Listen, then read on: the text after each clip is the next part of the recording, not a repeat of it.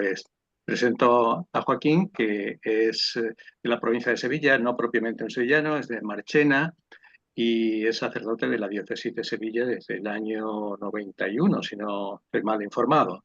¿Eh? Eh, José Joaquín Castellón, ha hecho primero la licenciatura en filosofía, luego doctorado en filosofía, tesis en la que yo estuve presente en su presentación, brillante. Es licenciado también en teología. Ha publicado una buena cantidad de artículos. Esos artículos, pues por lo que yo veo, tienen una dirección sobre algunos personajes importantes, como son Ignacio Ellacuría, también sobre el Papa Francisco, y casi todos van en torno a la ética y la moral. Él es profesor de la Facultad de, de Teología San Isidoro de Sevilla, profesor de ética precisamente, es su especialidad esencialmente.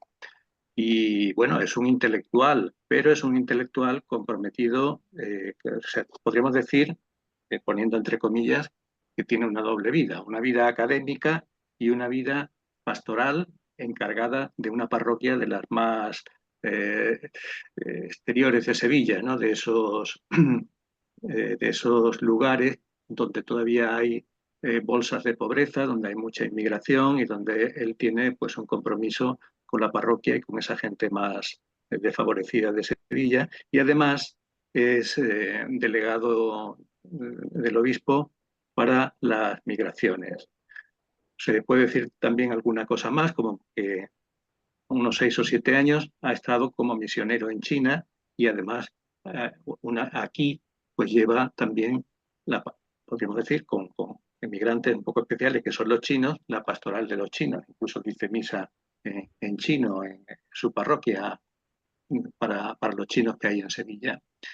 Y bueno, pues su tesis doctoral que versó sobre Ellacuría está publicada también en un libro y es una tesis que está relacionada, bueno, pues con la filosofía de Zubiri también. Como sabéis, Ignacio Ellacuría fue un discípulo muy cercano y un ayudante de Zubiri, ¿no? De Javier Zubiri.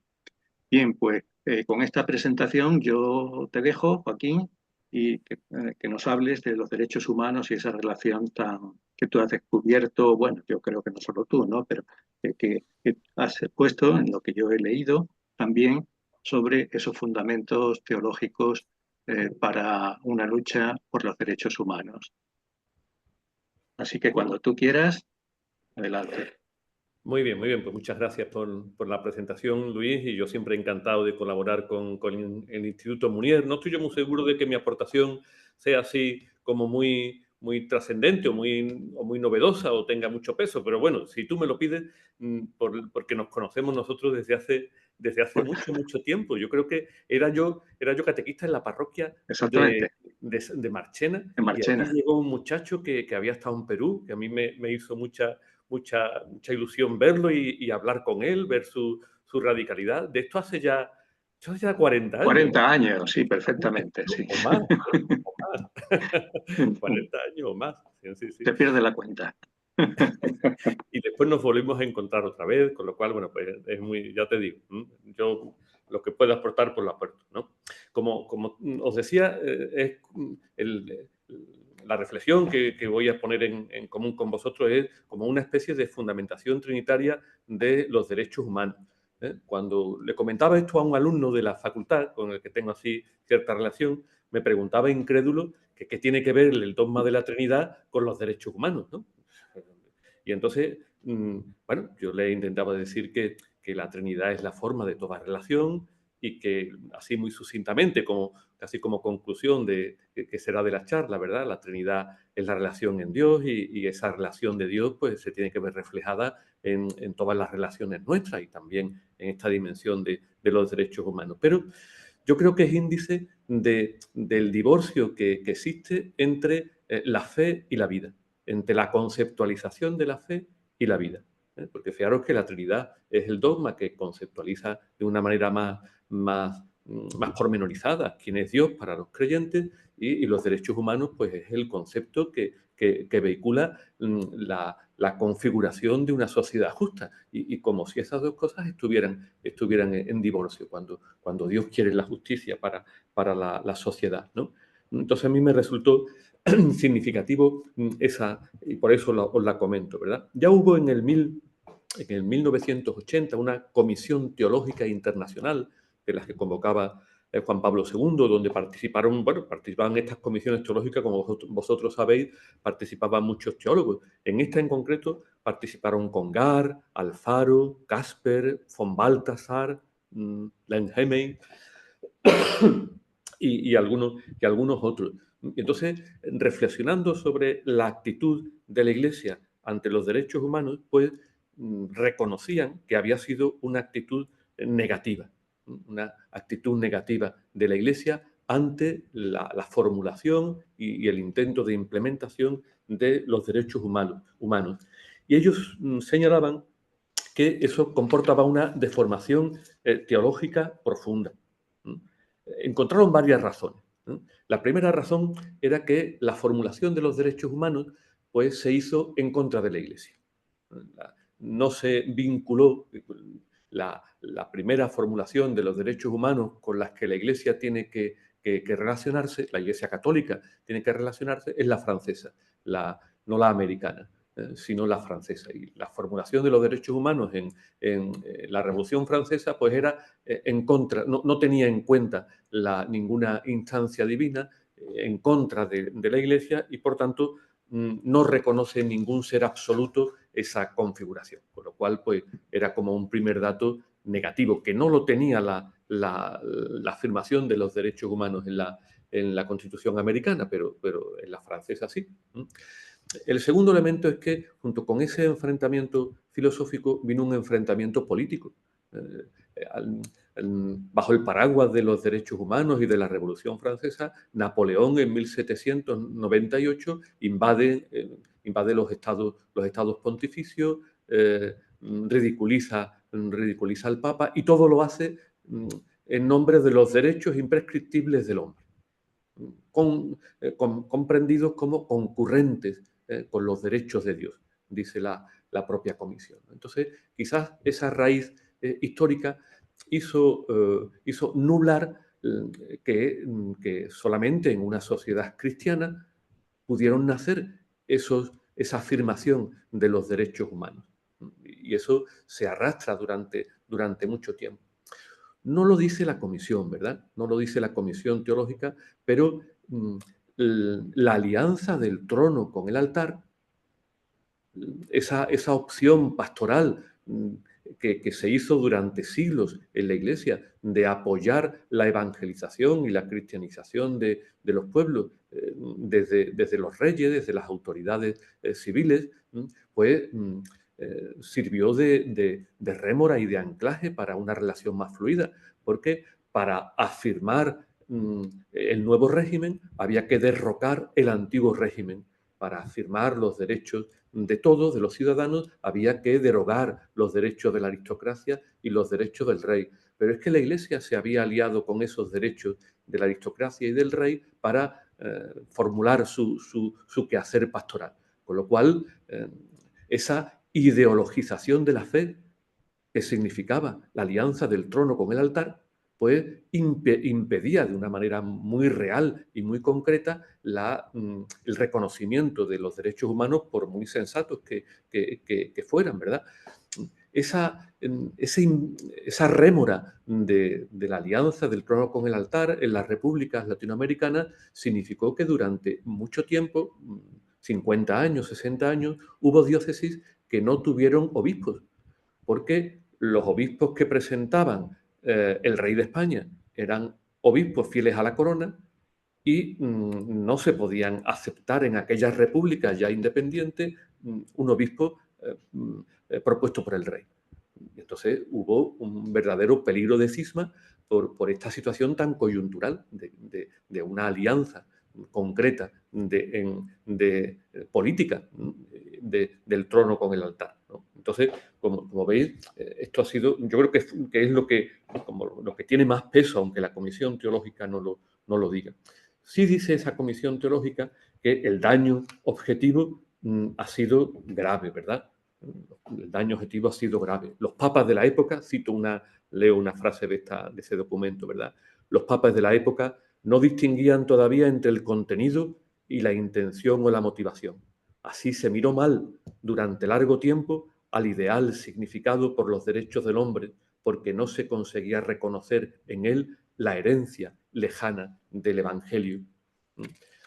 La libertad la entendían los papas en aquel tiempo, y León XIII en concreto, la libertad la entendían como de la manera agustiniana, libertad para hacer el bien. No era libre, no había libertad política, era libertad para hacer el bien, y un bien que coincidía con la formulación con las formulaciones morales de la Iglesia. Con lo cual había una falta de comprensión de la distinción que hay entre el ámbito personal del creyente y el ámbito sociopolítico. Una distinción que ya Santo Tomás hacía, que ya Santo Tomás distinguía entre la ley natural, que era una ley accesible plenamente a la razón de toda persona, por tanto autónoma, y la ley de libertad, en la que Dios, desde la libertad del corazón humano, nos pide seguir, él lo decía así, ¿verdad?, los consejos evangélicos. Entonces, había una distinción, y en Santo Tomás los derechos humanos hubieran, desde la teología tomista, los derechos humanos corren sin ningún problema, pero había esa confusión o esa falta de definición del concepto de libertad, que es preferible que una persona se equivoque a que se vea obligada y encuentre el bien como una imposición y, por tanto, ya como una pérdida de libertad, y la libertad es el mayor de todos los bienes. Había ese problema entre el no aceptar las libertades civiles como el único marco donde la persona puede desarrollarse y acoger en libertad la llamada de Dios. Como veis, ese era como el contexto de rechazo que apareció hasta bien entrado el siglo XX, hasta 1963, en la Paz en Interris de Juan XXIII. Algunos juristas mayores que yo me he conocido y que le he escuchado algunas charlas dijeron que la Paz en Interris, comentaban, ¿verdad?, fue el poder respirar. Aquellos estudiantes jovencitos de Derecho, cuando leyeron la Paz en Interris, respiraron. Por fin la Iglesia se puede defender la libertad sociopolítica. Y entonces, pues, ahí el Papa bueno, el Papa Juan XXIII, decía que esta declaración, que ya hacía casi 20 años que se había hecho, debe considerarse un primer paso introductorio para el establecimiento de una constitución jurídica y política de todos los países y todos los pueblos del mundo. Y entonces el Papa Juan XXIII no solamente la acepta, sino que piensa que es un primer paso que tiene que irse desarrollando, cumplir con los deberes de justicia.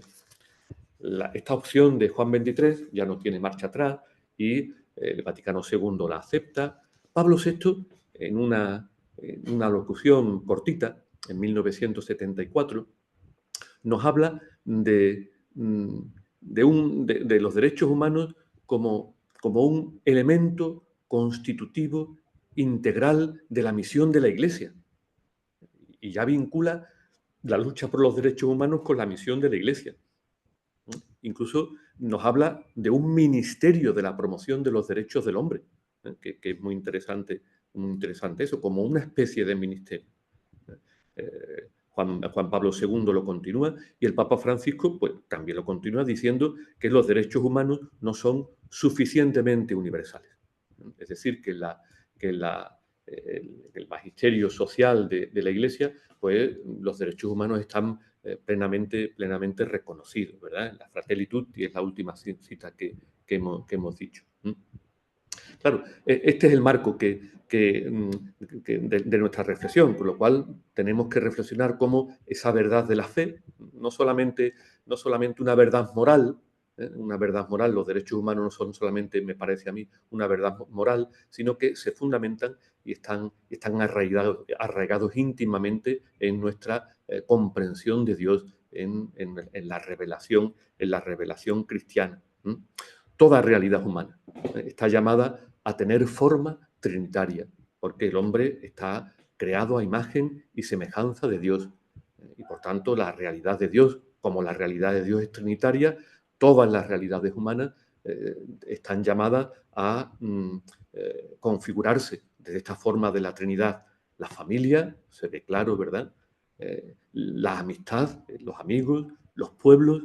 Y entonces, pues, Bruno Forte, un teólogo italiano conocido por todos, tiene un libro que se llama La Iglesia, icono de la Trinidad.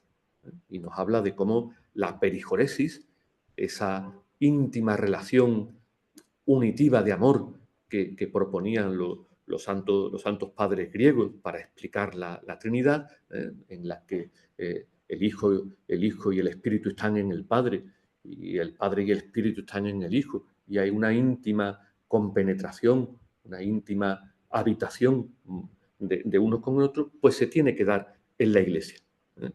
La idea de una efectiva perijoresis eclesiológica que haga de la comunión eclesial un auténtico icono de la Trinidad. La Iglesia tiene que ser icono de la Trinidad. No solamente la Iglesia, sino que Juan Pablo II, en la solicitud de Redes Sociales, nos dice que la propia sociedad civil tiene también que configurarse desde esa intuición trinitaria. En la solicitud Redes Sociales, en el número 40, nos dice que se percibe a la luz de la fe un nuevo modelo de unidad del género humano. Un nuevo modelo de unidad del género humano, el cual debe inspirarse en última instancia en la solidaridad. Y lo mismo que Dios es uno y trino, pues también la solidaridad tiene que hacer unir a todos los pueblos y a todas las personas de un mismo pueblo. Un año antes de la solicitud de Redes Sociales, Leonardo Boff avanza en esta idea. Y entonces él propone de una manera como más crítica cómo la Trinidad puede ser una instancia, la verdad de la Trinidad puede ser una instancia crítica al individualismo egoísta, ¿no? que aísla a las personas y por tanto no las tiene en relación, o al colectivismo despersonalizador que pierde la individualidad de cada uno. 3 personas y un solo Dios. No se puede perder, decía Leonardo Boff, ¿verdad? La unidad de esas 3 personas en un individualismo egoísta, ni se puede perder la tripersonalidad o como se quiera expresar, ¿verdad? De la Trinidad en un Dios único, radicalmente monoteísta y como un principio absoluto solitario. Decía Leonardo Boff, ¿verdad? En ese libro tan famoso, ¿no? La comunión trinitaria es fuente de inspiración para las prácticas sociales, especialmente los cristianos comprometidos en los cambios estructurales de la sociedad. La comunión trinitaria es fuente de inspiración para las prácticas sociales. Y entonces a mí es que me parece, siempre lo he entendido así, ¿no? Que los dogmas de fe, los creyentes no tenemos que entenderlo meramente como límites de reflexión. Esto es un dogma de fe y se afirma sí o sí, y lo contrario no se puede afirmar, ¿no? Como dicen algunos, anatema sea el que afirme lo contrario. No es esa, bueno, eso lo dicen los concilios que van en contra de alguna deformación, pero las verdades de fe son verdades luminosas, son verdades que iluminan. Todas las verdades de fe son verdades que iluminan. Y si no iluminan, si no nos salvan, es que todavía no las hemos comprendido adecuadamente. Todavía no las hemos asimilado adecuadamente. Es verdad que las verdades de fe nunca las podremos comprender de una manera plena, ¿no? porque manifiestan un misterio, ¿no? Son un dedo que apuntan a la verdad.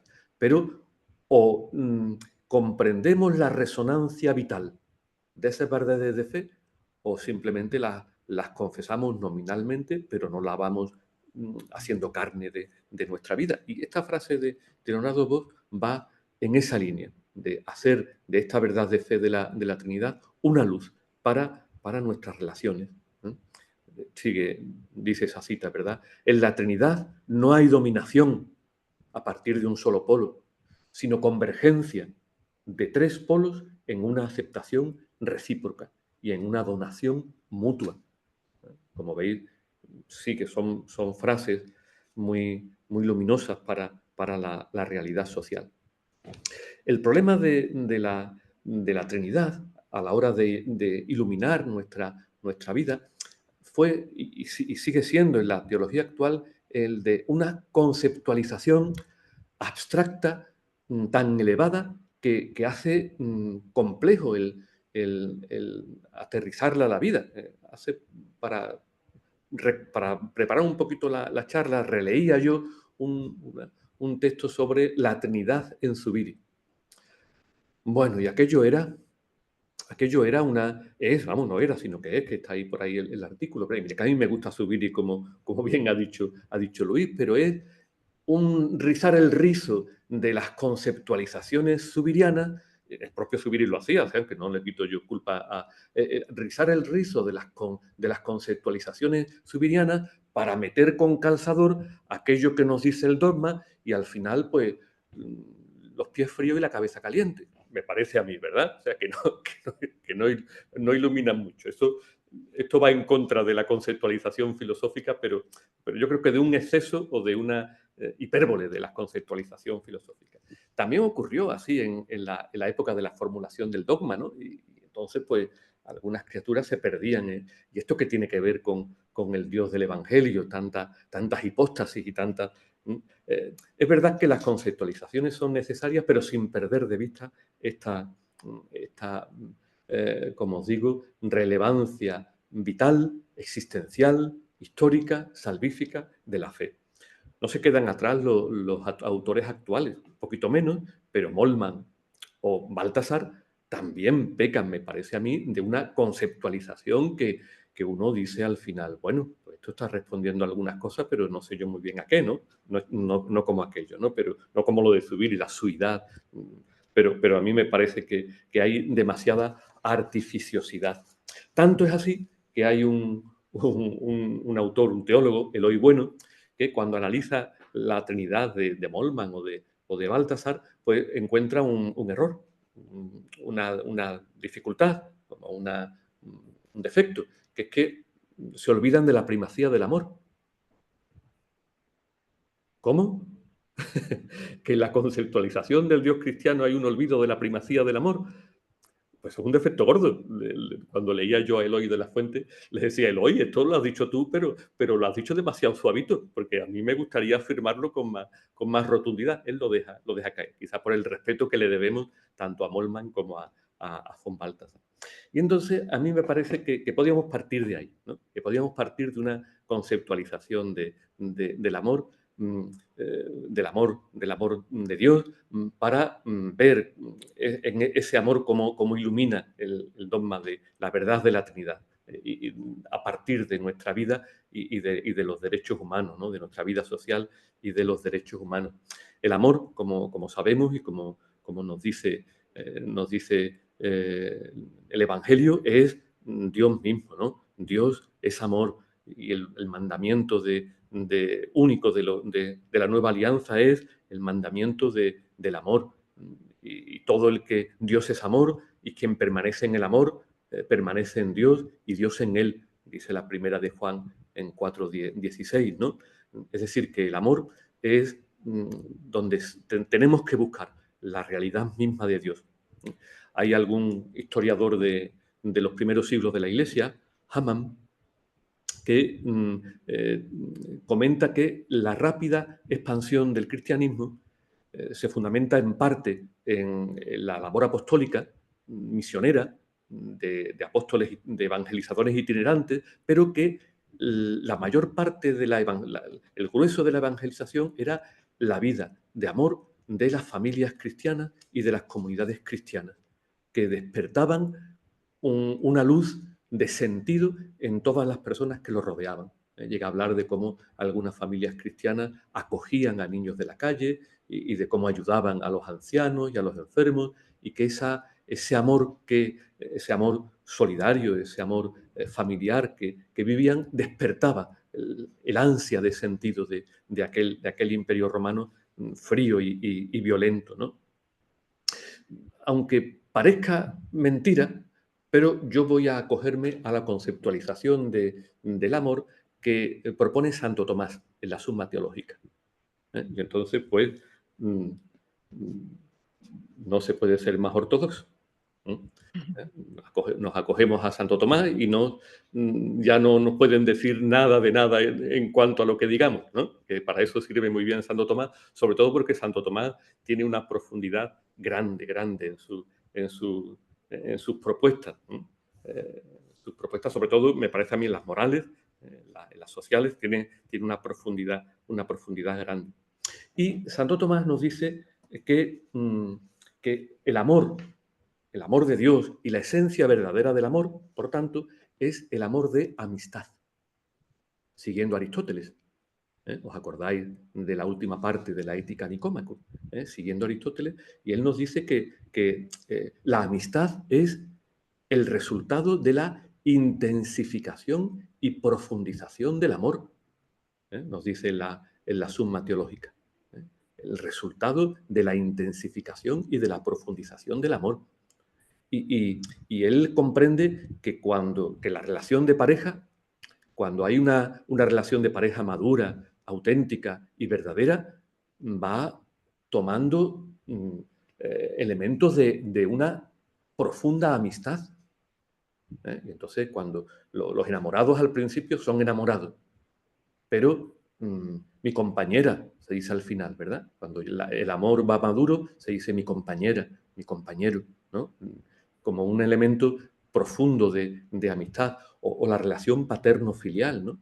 La relación paterno-filial, pues cuando el hijo ha madurado, va tomando también visos de una amistad profunda entre el padre y el hijo, entre el padre y la hija. Entonces él entiende que la forma verdadera del amor es el amor de amistad. No tal como lo entiende Aristóteles, sino que él va a proponer desde Aristóteles una estructura muy, muy curiosa, ¿verdad? Él nos dice que el amor bueno, antes de seguir, ¿verdad? Hay una apoyatura bíblica de todo esto. Ya no os llamo siervos, a vosotros os llamo amigos. Y el nombre que Jesucristo tiene para nosotros es el nombre de amigos, la amistad. Entonces, pues, hay un elemento importante dentro de la Biblia que subraya esta dimensión del amor, esta esencia del amor como amor de amistad. No solamente entre nosotros, el amor es amistad a nivel humano, sino también con Dios. Nos dice Santo Tomás en la Summa contra Gentiles: puesto que la amistad consiste en cierta igualdad, entre quienes existe una desigualdad muy grande, no es posible el vínculo de amistad. Por eso, para que fuera posible una amistad más familiar entre Dios y el hombre, fue conveniente que Dios se hiciera hombre, pues el hombre es por naturaleza amigo del hombre. Es decir, que Dios se hizo hombre para que pudiéramos ser amigos suyos. Y es muy hermoso esto. Y fijaros cómo la relación el horizonte relacional que establece Santo Tomás para todo va a ser este horizonte tan positivo. Tanto Moltmann como von Balthasar inciden en la cruz, que es muy necesaria retomarla y tenerla en cuenta, pero este horizonte del amor yo creo que es muy, muy hermoso en Santo Tomás. Por la encarnación del Verbo, Dios mismo en Jesús nos llama amigos y nos permite ser amigos suyos. Por eso, cuando hay en la Iglesia algunas algunas corrientes tradicionalistas que quieren subrayar la separación, la distancia, la soberanía de Dios, pues se olvidan de la encarnación. Se olvidan de la encarnación de Dios mismo. Y se olvidan de cómo la propia santidad de Dios se manifiesta en el dinamismo de la encarnación. Dios no manifiesta su soberanía, ni su santidad, ni su ser absoluto, de otra manera que encarnándose. Y entonces yo creo que esto es muy importante para mantenernos en un horizonte, dicho así, ortodoxo, bíblico, de la revelación. Santo Tomás propone 3 características del amor de amistad. El amor de amistad, para que sea verdadero, dice Santo Tomás, tiene que ser un amor benevolente, que busque el bien del otro. Un amor benevolente, que busque el bien del otro. Sin benevolencia no hay amistad. Y entonces cuando somos amigos de alguien, queremos su bien. Entonces, pues buscar el bien del otro es un elemento muy importante. Pero también exige reciprocidad. Nadie es amigo diciendo yo te doy, yo te doy, yo te doy, yo te doy. El amigo quiere que de vez en cuando el otro también le dé. No por egoísmo, sino porque la amistad es así. Porque yo te aporto y tú me aportas. Y el pedirte que tú me aportes es un signo de amistad. Entonces, fijaros, esto lo que significa en la amistad con Jesús, ¿verdad? Yo te aporto, pero tú también me aportas a mí. El Señor me aporta, pero yo quiero aportarle a Él. Hay un amor, la amistad es un amor de reciprocidad, no es unidireccional. Y si hay un amigo que quiere siempre dar y nunca recibir, no hay amistad. Y además nos dice Santo Tomás que la amistad también tiene un elemento de comunicación de vida, comunión de vida. Sin comunión de vida, sin sentirnos unidos íntimamente, sin vivir unidos íntimamente, no es la mera colaboración, ni es el mero querer el bien del otro, sino vivir una comunión profunda de vida. Pues bien, a mí me parece que estos 3 elementos del amor del amor de amistad que propone Santo Tomás, ya esto lo digo yo, con lo cual tiene menos valor, pero bueno, es lo que yo os digo, coinciden con el amor del Padre, que es benevolencia, el amor de reciprocidad, que es el del Hijo, perdón, el amor de comunión de vida, que es el del Hijo, y el amor de reciprocidad, que es el que nos pide el Espíritu Santo, ¿no? Dicho así de una manera general. Y en todo esto vamos a ir viendo cómo se incide en la fundamentación de los derechos humanos, ¿no? El Padre es el rostro de la benevolencia, y la benevolencia como primera característica del amor, el rostro de la benevolencia. El Padre, se dice en el libro de la sabiduría, es amigo de la vida. Amas a todos los seres y no aborreces a nada. Aunque el mundo entero para ti es como un gramo en la balanza, tú no aborreces a nada. Y el amor del Padre es amor a todo. Y vio Dios que era bueno. Y vio Dios que era bueno en la creación. Pero sobre todo se manifiesta el amor del Padre como benevolencia ante un mundo marcado por la injusticia, por la explotación y por el sufrimiento. Dios es protector de huérfanos y viudas, prepara casa para los desvalidos, libera a los cautivos y los enriquece, dice el Salmo 68. Gustavo Gutiérrez, en el librito también tan conocido, El Dios de la vida, señala que Dios es comunicador de vida y que por eso es un Dios que ama y es benevolente y benefactor y ayuda de los pobres. Es el liberador de la esclavitud de Egipto. Por su benevolencia libera a los esclavos en Egipto. Por su benevolencia es redentor del pobre como Goel.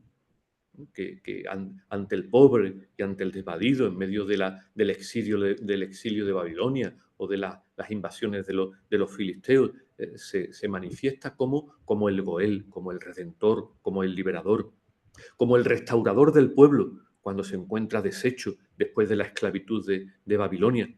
En todos esos momentos se muestra especialmente el rostro benevolente de Dios, como os digo, que se muestra de manera más nítida en el trato con los más pobres. Cuando Dios envía a su Hijo, cuando la segunda persona de la Santísima Trinidad, cuando el Verbo se encarna en nuestra historia, viene a traer buenas noticias para los pobres. Y entonces, Él viene a traer una buena noticia, la buena noticia para los pobres, y da constantemente signos de la benevolencia de Dios, acercándose a los pobres, perdonando a los pecadores, levantando y dándole un sentido de la vida a trabajadores sencillos. Incluso esa benevolencia de Dios se manifiesta en cómo el Padre resucita al Hijo. Y al resucitar al Hijo, Dios Padre muestra su rostro de benevolencia. Dice Gustavo Gutiérrez en ese librito, ¿verdad? El Dios en quien creemos es el Dios de la vida. Creer en la resurrección implica defender la vida de los frágiles de la sociedad. Buscar al Señor entre los vivos lleva a comprometerse con quienes ven su derecho a la vida violado permanentemente. Afirmar la resurrección del Señor es afirmar la vida frente a la muerte. Por eso sigue diciendo Gustavo Gutiérrez que toda acción que levante la esperanza del que sufre es signo de la resurrección y por tanto de la benevolencia de Dios. Dios quiere que los pobres tengan vida. Dios es el Dios de los pobres porque es el Dios de la vida. Entonces, por eso toda la lucha del Antiguo Testamento contra la idolatría, porque la idolatría es muerte y es semilla de muerte.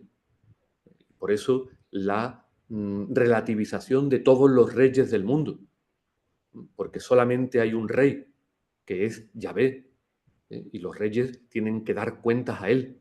¿Os acordáis cómo en el libro de Samuel, cuando el pueblo quiere un rey, el profeta dice que no puede ser. No puede ser porque nada más que hay un rey que es Dios.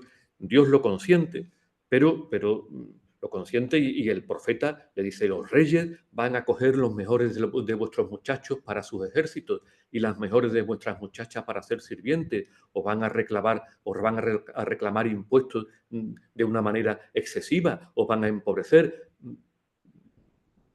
Aceptan el pueblo acepta todo eso por lo que quiera que fuera. Pero la afirmación de que Dios es rey es la relativización de todos los reyesuelos de Canaán y de los que vienen después.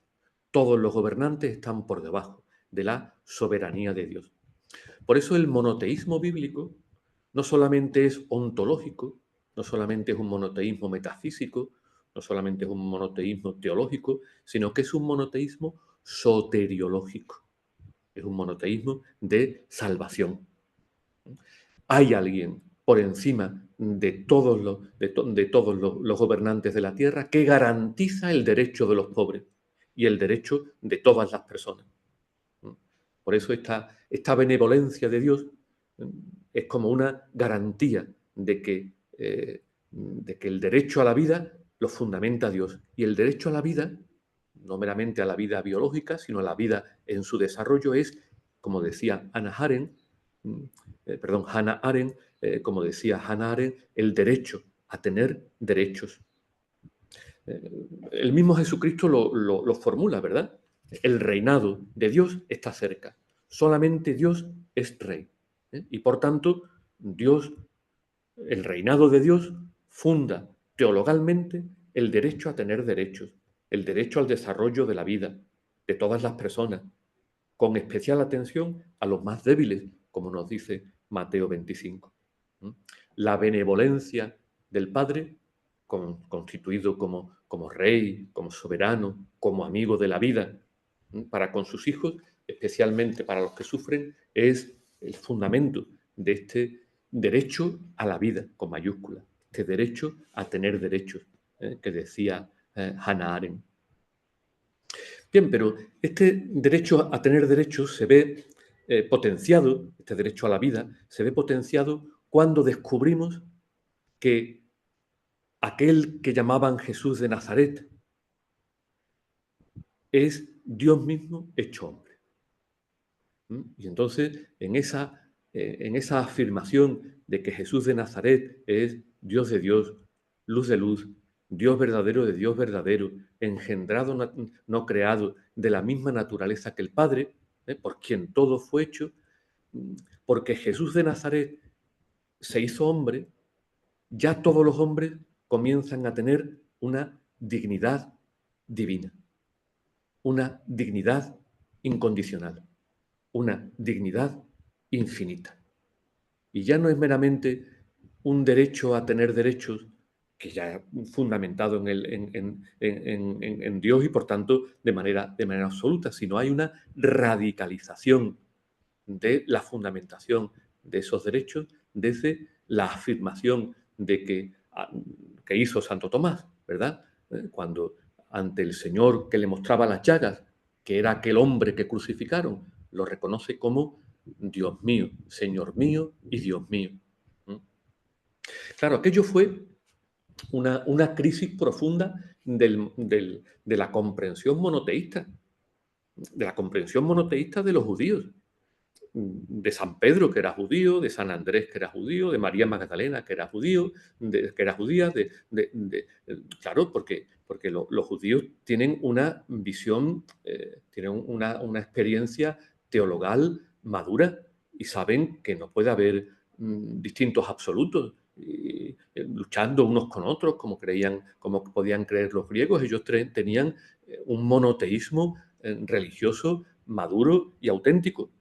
Pero ese monoteísmo tiene que trascender las lógicas humanas. Y el dogma de la Trinidad es forzar a un concepto humano, como es el concepto de monoteísmo, que es verdadero, pero es concepto humano, se obliga a que trascienda a un concepto, a algo que no se esperaba desde la revelación. El concepto de monoteísmo tiene que trascender la lógica humana y abrirse a la trascendencia del misterio inaccesible que es Dios. Y por eso la Trinidad es la afirmación del monoteísmo, pero de una forma incomprensible e inalcanzable para las personas. Como os decía antes, la filosofía la teología oriental de la primera época habla de la perijoresis, de un amor tan profundo entre el Padre, el Hijo y el Espíritu, de un amor tan profundo que los hace uno solo.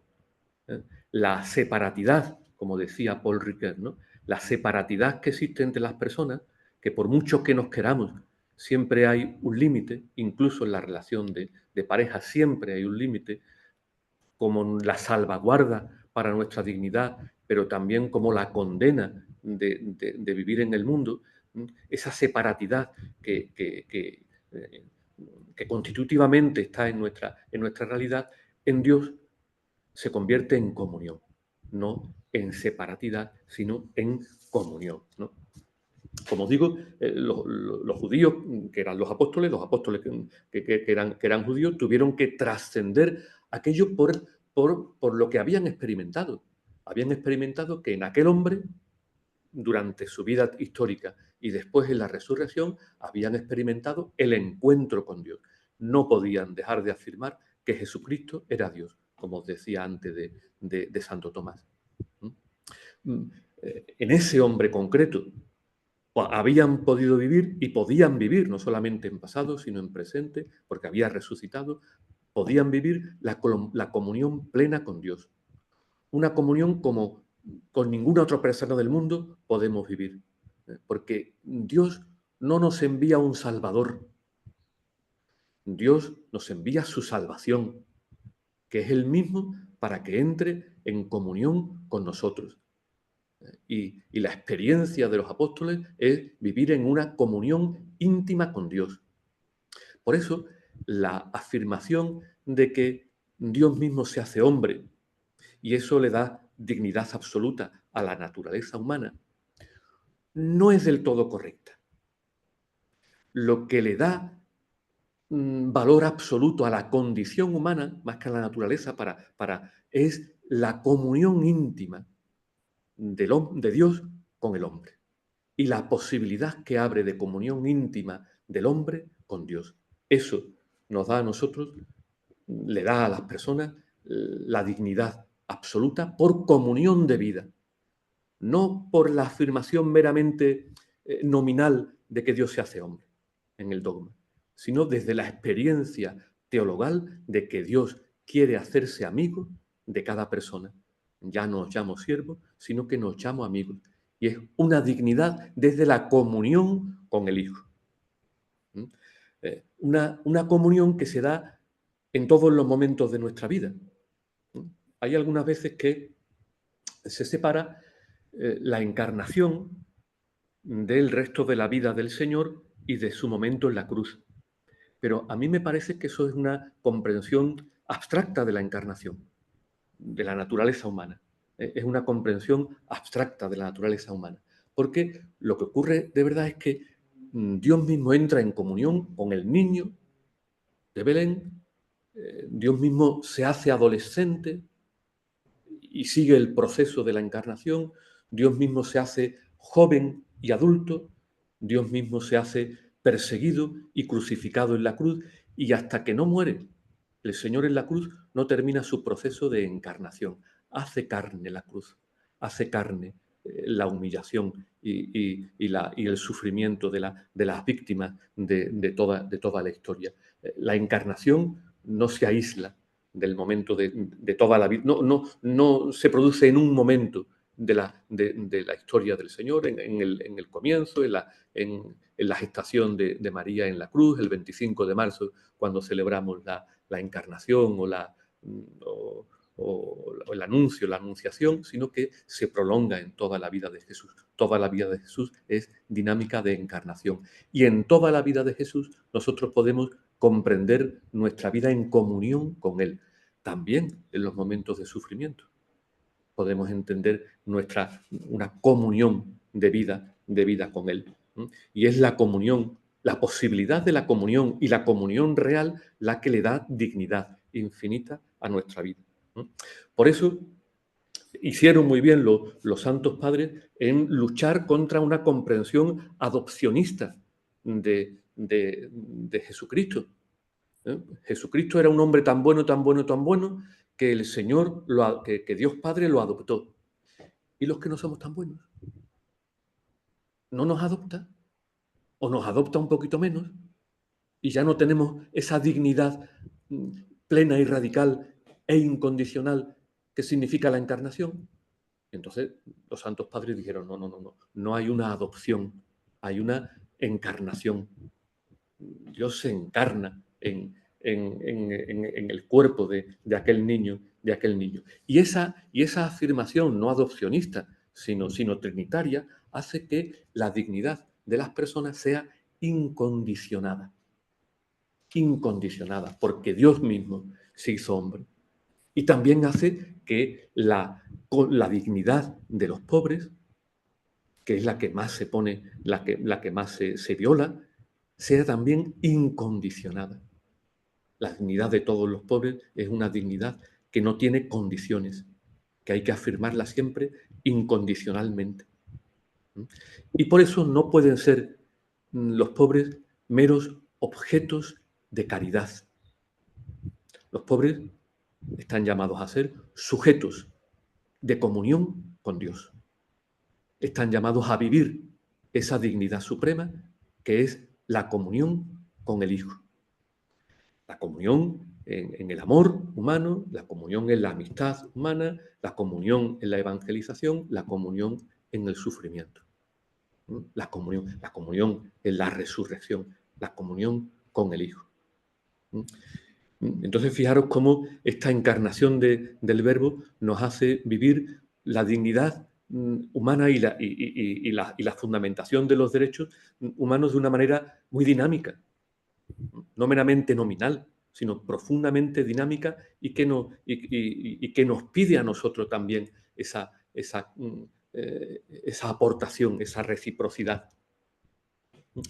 Si hemos dicho que la benevolencia de Dios fundaba el derecho a la vida, con mayúsculas, el derecho a tener derechos, y si hemos dicho que la encarnación, el dinamismo de la encarnación del Verbo y la comunión de amistad que nos ofrece nos da una dignidad incondicionada, no la condición de que seamos moralmente buenos, también los delincuentes tienen dignidad humana y se la tenemos que respetar, también los pecadores tenemos dignidad humana y se nos tienen dignidad absoluta, tenemos dignidad de personas y se nos tiene que respetar. No es una dignidad condicionada a nuestras virtudes, no, es una dignidad incondicionada, ¿no? Siguiendo en este proceso, la fe trinitaria nos da como una pista nueva, que es cuando el Señor resucitado nos llama a la reciprocidad, el tercer elemento de la definición del amor según Santo Tomás. Nos llama a la reciprocidad. Como el Padre me ha enviado, así también os envío yo. Como el Padre me ha enviado, así también os envío yo. Y el Señor nos llama a que le mostremos ahora nuestra amistad a Él. Él se nos entregó a nosotros, se nos entrega en la historia, se nos entrega muchas veces, pero nos pide reciprocidad. Y eso para nosotros me parece que es algo grandísimo, que es algo magnífico. El Señor cuenta con nosotros para ir extendiendo su reino. Nos ofrece en comunión a proseguir su obra de redención, su misión. Como el Padre me ha enviado, así también os envío yo. Recibid el Espíritu Santo. Y fijaros cómo en esta cita bíblica de Juan 20 se nos une intrínsecamente la reciprocidad con la que tenemos que vivir nosotros nuestra relación con Jesús, con la acogida del Espíritu Santo. El Espíritu Santo es el que nos capacita para poder vivir esa llamada a continuar la misión de Dios. A continuar la misión de Dios. El Espíritu Santo, que no es un algo, una paz, una luz, una fuerza, es alguien. Porque no se nos, lo que decíamos antes, ¿verdad? No se nos da una cosa de Dios. Quien nos salva es Dios mismo en su amor, el amor mismo de Dios, la comunión íntima con Dios. Dios no es nuestro Salvador, sino nuestra salvación. Y entonces el Espíritu también es persona para que podamos acoger la dignidad plena de Dios en nuestra vida.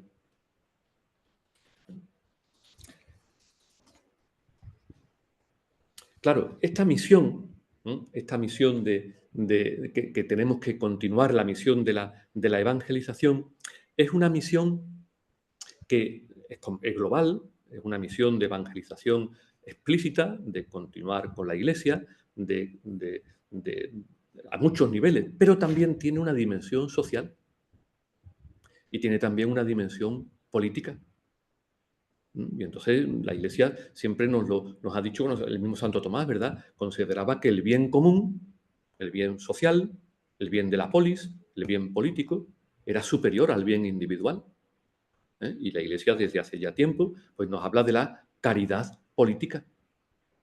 Es decir, que lo mismo que el Espíritu acompaña a la Iglesia en su tarea de evangelización explícita, también el Espíritu acompaña a los creyentes en su tarea de ir haciendo que este mundo sea más cercano al reinado de Dios, que en este mundo vaya ciertamente, históricamente, siendo Dios rey. Entonces, el Espíritu Santo acompaña no solamente a la misión evangelizadora explícita de la Iglesia, sino que también acompaña la tarea de los creyentes por ir haciendo que en este mundo se viva la benevolencia de Dios con los pobres y la dignidad incondicionada de toda persona. La misma literatura bíblica nos aclara la dimensión sociopolítica de la fe. Cuando Jesús habla del proyecto de Dios, por así decirlo, no habla de una familia, no dice, os anuncio que la familia de Dios está cerca. No dice eso. No dice, os anuncio que las virtudes de Dios están cerca. No dice eso. Dice, os anuncio que el reinado de Dios está cerca. Una categoría sociopolítica. El reinado, una categoría sociopolítica. Es decir, que esta dimensión sociopolítica de la fe no está en la periferia. Está en un elemento muy importante de la fe. La propia afirmación de la resurrección es configurada como exaltación, como la exaltación del rey. El mismo título que se le daba a un rey que era exaltado al trono, se le daba a Jesucristo. Pero esta dimensión sociopolítica de la fe no, insisto, ¿verdad?, no es una consecuencia moral, es el acompañamiento de Dios mismo en la vida de los creyentes, la comunión de Dios mismo, Espíritu, en la vida del creyente, para que llevemos adelante la misma misión que Jesucristo. No es una consecuencia moral, es vida teologal. Y cuando un creyente, un cristiano, una persona, no hace falta que sea creyente, se esfuerza y entrega su vida por la implementación de los derechos humanos, está viviendo teologalmente la comunión con el Dios de la vida. No son meras acciones morales, es una vida teologal la que se implementa de este Dios amistad. En esto me parece a mí que tiene mucha luz algo que formula Ignacio Ellacuría, pero que está presente en la teología de muchos en la final del siglo XX. Nos dice Ignacio Ellacuría que no hay que hablar de dos historias, una la historia de la salvación y otra la historia profana. Hay una sola historia donde se manifiesta la salvación. Una historia donde se manifiesta la salvación de a quien se le anuncia a Jesucristo en su enfermedad como fortaleza, como esperanza, como consuelo, y una sola historia en la que se anuncia los derechos de los pobres como una manera desde un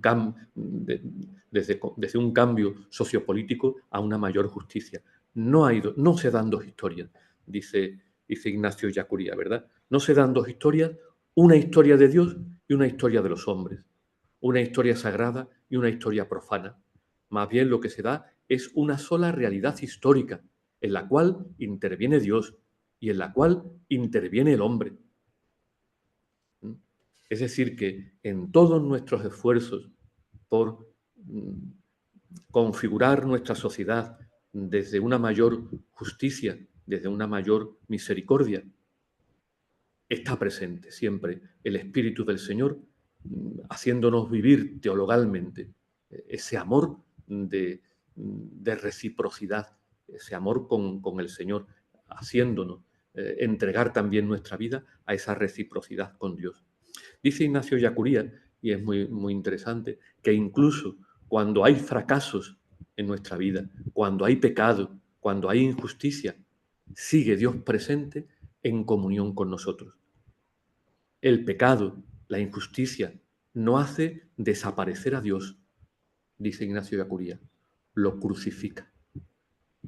Y por tanto, en los procesos en los que la cruz y el dolor y el sufrimiento de las personas, por los distintos motivos que haya, pero también por la lucha por la justicia, no hace desaparecer a Dios, lo crucifica. Y por eso es tan importante que la encarnación la contemplemos en un dinamismo global completo. La Trinidad es garantía de tener derechos, es incondicionalidad de nuestra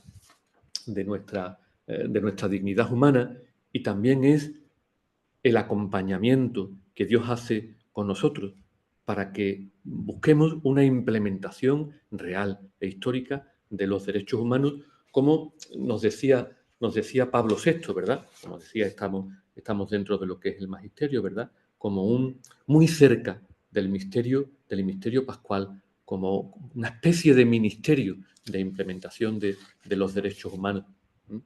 Y entonces, así me parece a mí que el Dios Trinidad puede iluminar no solamente la fundamentación de la afirmación y del dinamismo de la práctica por la implementación de los derechos humanos.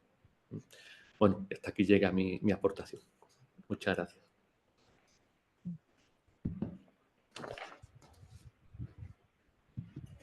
Oye, ahora sí que podemos decir que aportas mucho. Sí. ¿Eh? No, bueno, muchas gracias. Que no tengas dudas de tu aportación. Pues sí, ha sido fantástico. Sí. Sí, Joaquín, fantástico. Madre mía. Pues, No, pues si muchas queréis gracias, ahora Joaquín. comentamos lo que ha dicho y si queréis Oye, yo quería comentar una cosa. Eso, a ver. Pero que no, es que estoy un poco liado yo.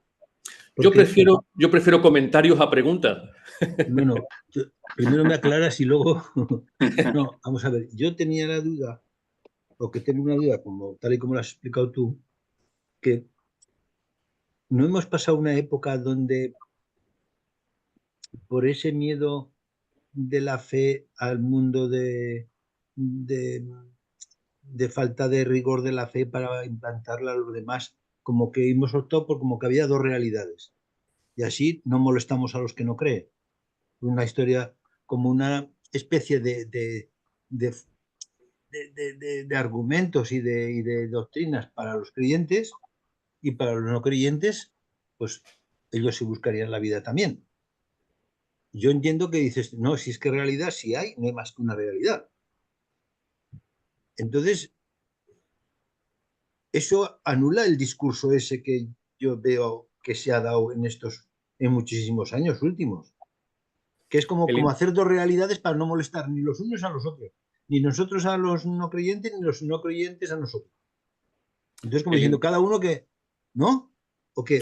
¿O es una historia que yo no acabo de entender? Sí, yo creo que tienes razón. El reducir la fe a la intimidad de los sentimientos y de la conciencia más íntima de la persona, el recluir la fe a la sacristía, yo creo que es que no se compadece con la experiencia del cristiano que se siente alegre de creer, que siente que tiene una luz y que la comparte con los demás.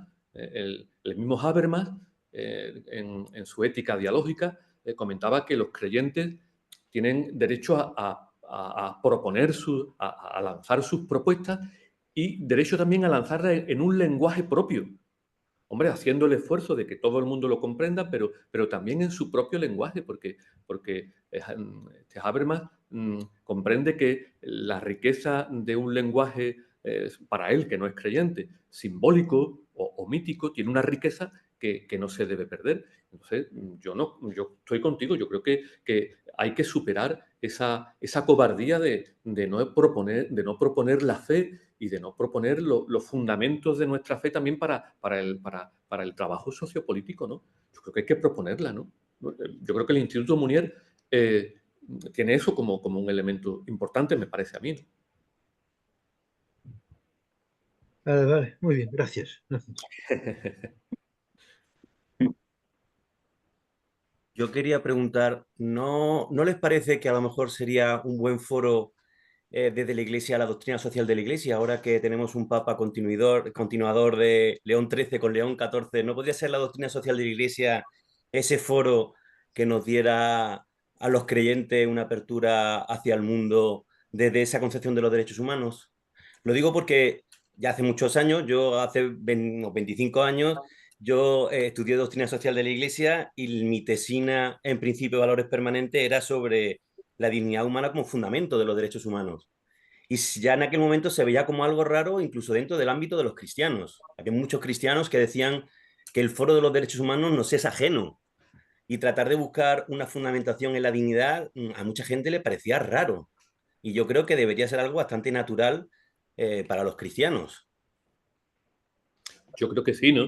De hecho, la propuesta que yo he hecho, yo creo que es el ABC en tres letras de la fe. Efectivamente. El ABC de la fe, ¿no? Y en ese ABC de la fe aparece la fundamentación de los derechos humanos, ¿no? Entonces, no, yo creo que sí, que tienes tu razón.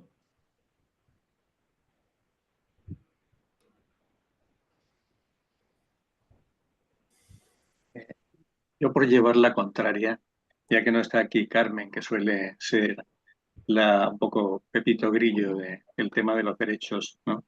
Ella siempre enarbola los escritos y las ideas de Simone Weil, ¿no?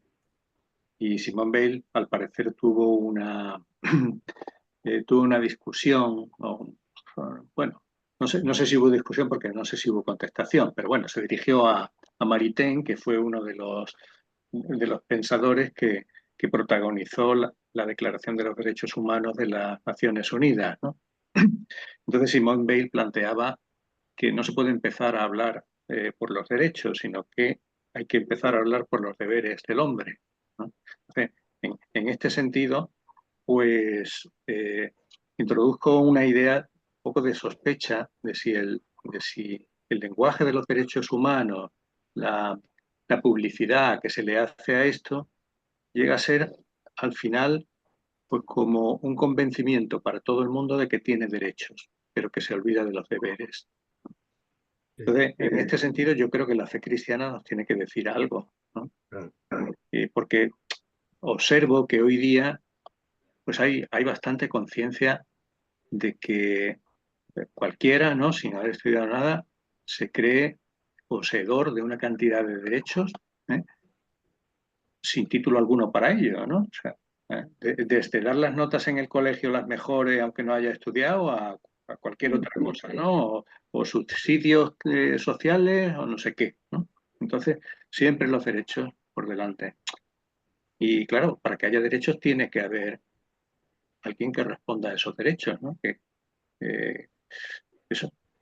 se sienta en el deber de satisfacer los derechos del otro, ¿no? No sé qué te parece a ti esta... No, yo creo que Simone Weil tiene razón, ¿no? Y también eso mismo lo decía Juan XXIII, que la lista de los derechos había en la Pacem in Terris, ¿no? Había que completarlo con una lista de deberes. La dignidad humana, fíjate que en casi todo las charlas hablo yo mucho de dignidad, de la condición de la dignidad humana. Requiere esa reciprocidad, ese aportar. Uno, no solamente decir que me den derechos, sino aportar todo lo que yo pueda para desarrollar los derechos de los demás, ¿no? Me parece. Los derechos humanos son un concepto. Y como tal concepto es una elaboración humana. Hemos decidido que este concepto pues, vehicula la dignidad de la persona y vehicula una sociedad justa. Pero es una conceptualización humana.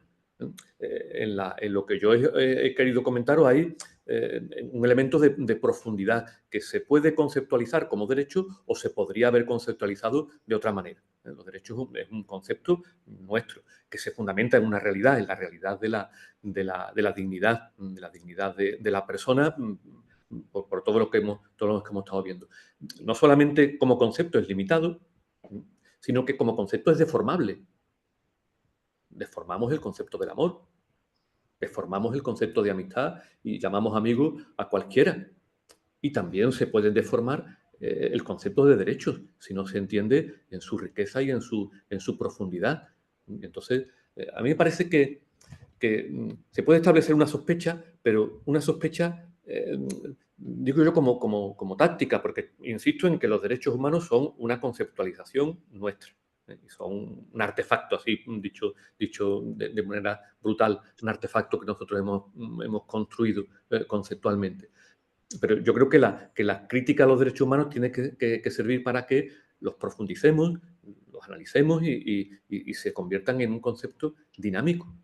Ellacuría también tenía tenía una crítica a la afirmación ahistórica y descontextualizada de los derechos, ¿no? Porque por afirmar unos derechos, por ejemplo, al derecho a la propiedad privada, se estaba privando a muchos del derecho a la alimentación, ¿no? Y entonces, pues, la afirmación de un derecho a la propiedad privada, pues hay que contextualizarlo para encontrar cuáles son los procesos reales que provoca y si esos procesos son adecuados o no. Entonces, Ellacuría proponía una historización de todos los conceptos morales y en concreto también y no le dio tiempo a hacerlo, ¿no? pero proponía una historización del concepto de derechos humanos. La historización consiste en analizar dos vectores. Uno es el vector de lo que está realizando ahora este concepto. Esta manera de entender el concepto de derechos humanos, lo que está realizando ahora, qué provoca y qué sociedad crea hacia el futuro. Entonces, estas dos dimensiones, ¿no? La dimensión de ubicación y la dimensión de dinamismo, yo creo que nos puede permitir analizar si nuestra manera de entender los derechos humanos, nuestra manera de comprender ese concepto es la más adecuada para cumplir el objetivo que pretenden. No sé si... Sí. Joaquín, Está clarísimo. yo quería preguntarte, ¿no? En la realidad esta actual, ¿no?, de guerra, la situación que están sufriendo, por ejemplo, el pueblo palestino, ¿no? Como que se hubiera roto el derecho internacional. Entonces, ¿tú crees que ahora mismo estamos ante un retroceso eh, en el entendimiento de lo que son los derechos humanos? Tal porque estamos viendo cómo prácticamente no se están respetando, ¿no? A grandes rasgos. Sí, estamos retrocediendo, estamos en la ley de la selva, la ley del más fuerte. La ley del más fuerte y del más bravucón, no solamente con Netanyahu, sino también con Trump y con Putin y ahora mismo y con el señor Xi en China, y ahora mismo impera la ley del más fuerte. No hay... los derechos siempre lo han sido un poco, ¿no? O sea, no nos engañemos, siempre han sido una coartada muchas veces esgrimida para otras cosas, ¿no? Pero hoy más a las claras. El señor Xi muy a las claras, civilinamente, pero a las claras, el señor Putin brutalmente para las claras y el señor Trump pues también, y a partir de ahí todo hay un retroceso ahora mismo se afirma, lo decía Trump con Zelensky, ¿no? Tú tienes pocas cartas que jugar y lo que importa son las cartas que tú tengas para jugar. ¿Cuántas minas tienes de uranio? ¿Cuántos ejércitos tienes? ¿Cuántos fondos de capitales tienes? Esas son las cartas a las que se refería Trump. Y entonces el juego de la política internacional ahora mismo está en ese juego de poder, pero en absoluto de derechos, ¿no? Es decir, hay un retroceso grande. Y lo de Gaza clama al cielo. Bueno, lo de Gaza y lo de otros muchos sitios, lo de Ucrania clama al cielo, lo de que está pasando en el Congo, con las minas que explotan los chinos y que después nos venden a los europeos del coltán. O sea, hay muchas cosas, todo clama al cielo. Sí, sí. Y no solamente eso, no solamente los occidentales violando derechos de otros pueblos, sino orientales, como son los chinos o los mismos países árabes, ¿no? y poblaciones árabes violando los derechos de los cristianos. Ahora mismo es la afirmación del más fuerte, del más fuerte incluso del más violento, más que del más fuerte incluso del más violento. Yo estoy como tú un poquito descorazonado. Sí, pero yo diría que esta situación que hemos llegado también porque quizá,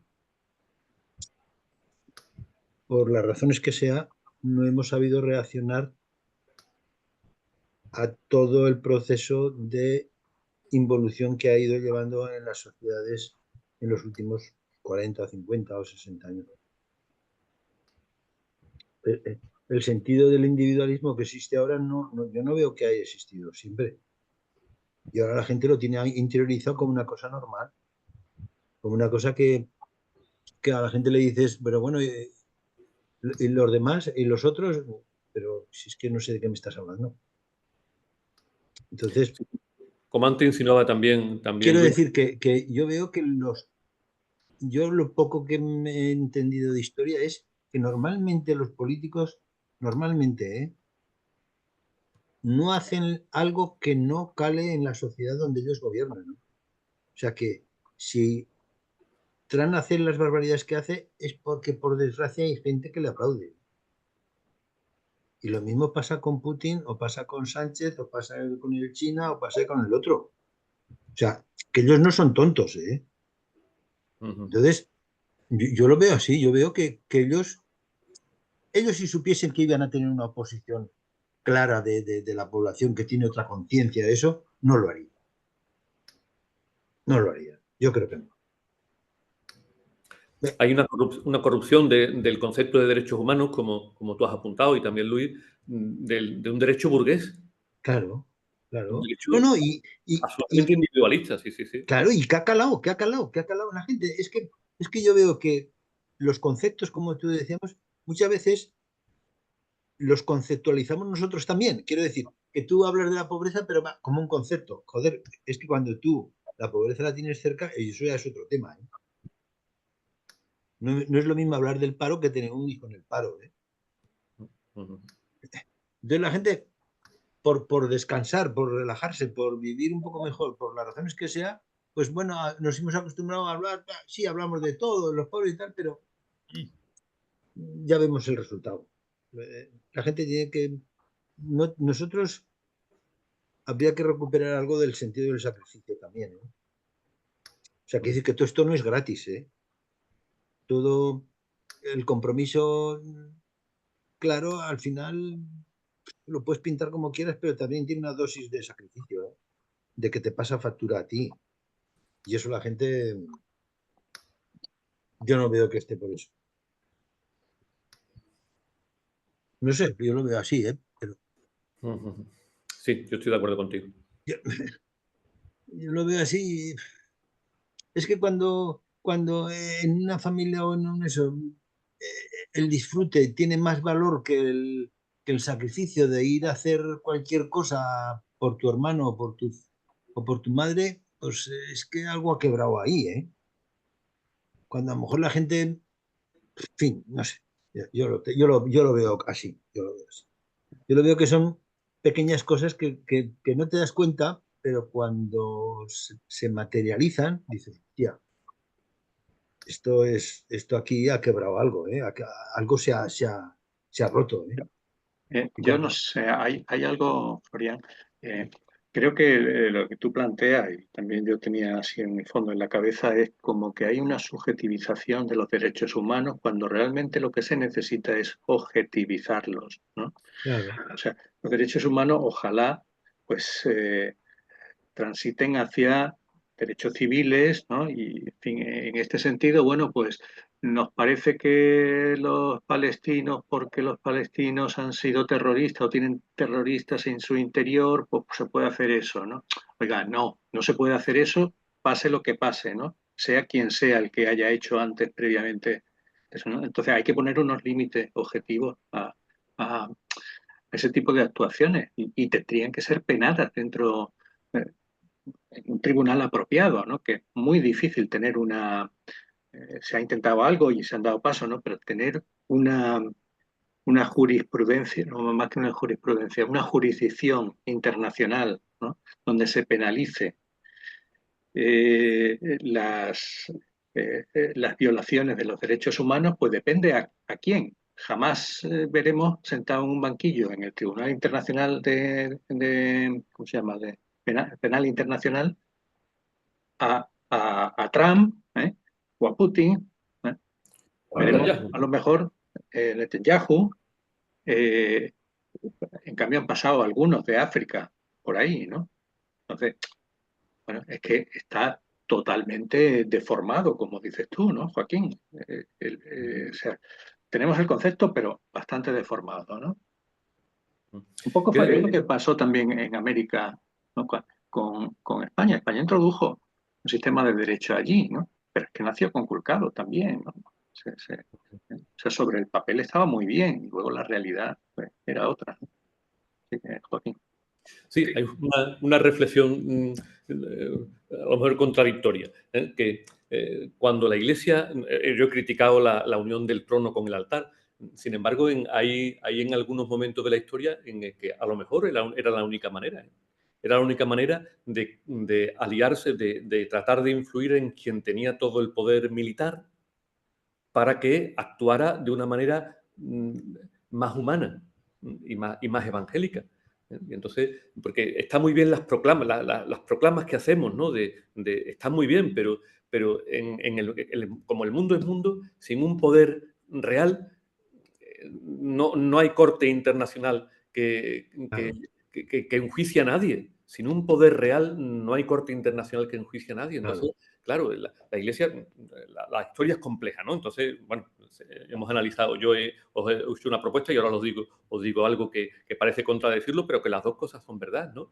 Entonces, no podemos ser ingenuos sin un poder real que se imponga a quien no quiere respetar ningún derecho, pues no se van a implementar. O sea, hace falta, como decía también, el Papa Juan XXIII, no hace falta una constitución jurídica internacional. Dar pasos a todo eso, ¿verdad? Pero luego te llamo. ¿Vale? Que luego te llamo, digo. Adrián, quita el micro.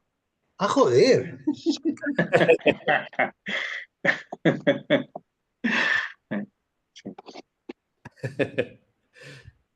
Bueno, no sé si hay otras intervenciones.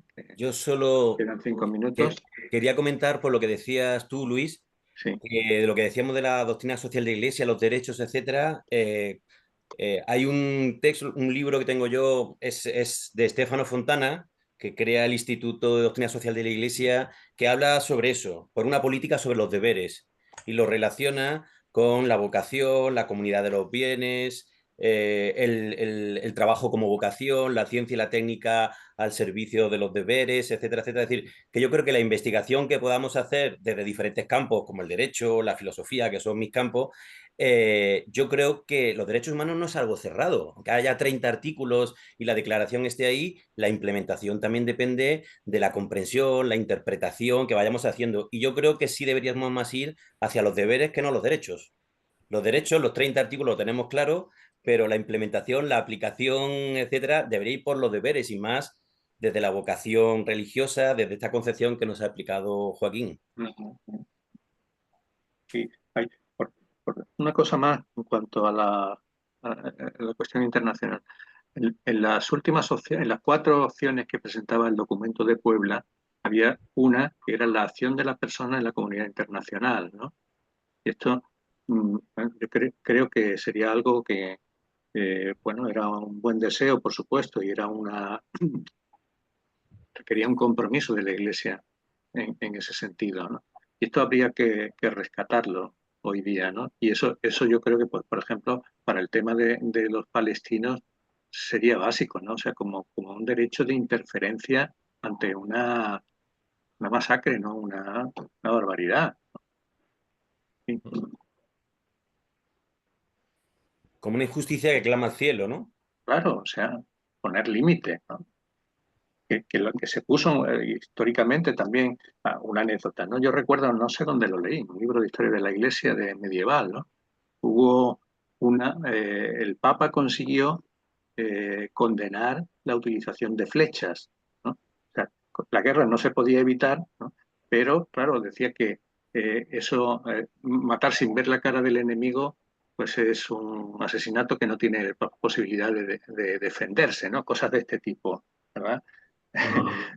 Esa humanización de la guerra, ya que no la puedes evitar, pues por lo menos humanizar, tratar de humanizar en algún sentido, y hay que poner ciertos límites.